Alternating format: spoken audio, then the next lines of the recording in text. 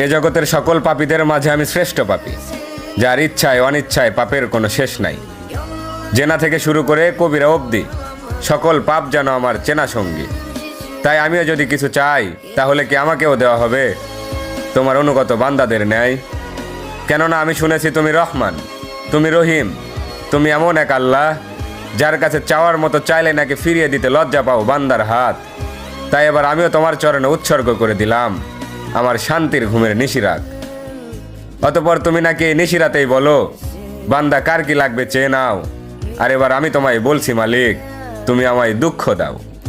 সুখে থাকলে হয়তো তোমায় ভুলে যেতে পারি, হতে পারি কারো কৃত দাস, কারণ আমি আদম সন্তান, পাপ করা আমাদের পুরনো অভ্যাস। অতঃপর ইয়া রহমান, সব ভুলের ক্ষমাস্বরূপ হয়তো মরিয়ম ইবনে ঈসার মতো আমাকে উঠিয়ে নাও, নয়তো ওমর ইবনে খাত্তাবের মতো খাঁটি হেদায়েত দিয়ে দাও।